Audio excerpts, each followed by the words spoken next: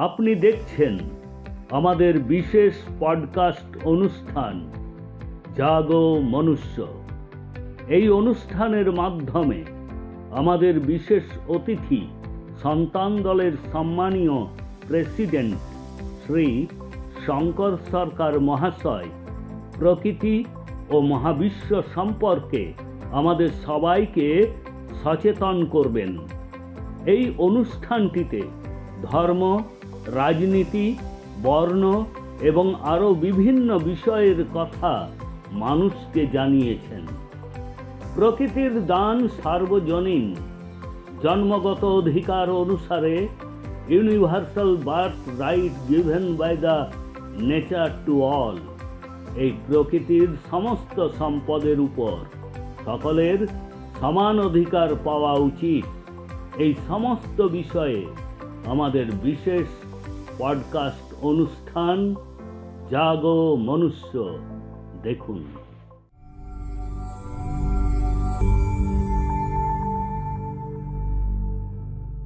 রাম নারায়ণ রাম।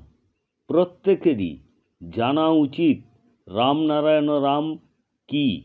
এই রাম পৃথিবী, তারা, সূর্য, নক্ষত্র, জল, বায়ু এসব সৃষ্টির আগে থেকেই আছে। এই রাম হলো মহাকাশ। এই রাম দশরথের পুত্র রাম নয়। সৃষ্টির সৃষ্টি হওয়ার আগে থেকেই আমাদের প্রতি কণায়, প্রতিটি রোমে যে রাম বসেছিল, সেই রামের কথা বলছি। এটি মহাকাশ। অণু, পরমাণু, গাছপালা সব কিছুতেই যে রাম বসে থাকেন, সেই রামের সম্পর্কে বলছি। নারায়ণ হল মহাকাশে ভাসমান অগণিত তারা, নক্ষত্র, গ্রহ। দ্বিতীয় রামের অর্থ সমস্ত জীবজন্তু, গাছপালা, অণু, পরমাণু সব কিছু। এই রামনারায়ণ রাম কথা বলে। স্মরণ করার সাথে সাথে আমরা সমগ্র সৃষ্টিকে এবং মহাবিশ্বকে স্মরণ করি।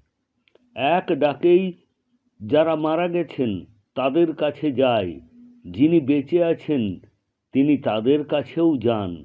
এমনকি মহাবিশ্বেও এটি প্রতিধ্বনিত হয়। রামনারায়ণ রাম নিজেই সম্পূর্ণ। একই রাম নারায়ণ রাম ঈশ্বর, আল্লাহ, ভগবানের আসল নাম। এই নামে ডাকলে সর্বশক্তিমানও কথা বলেন। পৃথিবীতে যে সমস্ত ধর্মীয় ঠিকাদার ছিল, কেউই মৃত্যুর পর ডাকলে পৃথিবীতে আসে না। তবে আপনি যদি রামনারায়ণ রাম নামটিকে ডাকেন, তবে তিনি এসে আপনাকে জিজ্ঞাসা করবেন আপনার সমস্যা কি।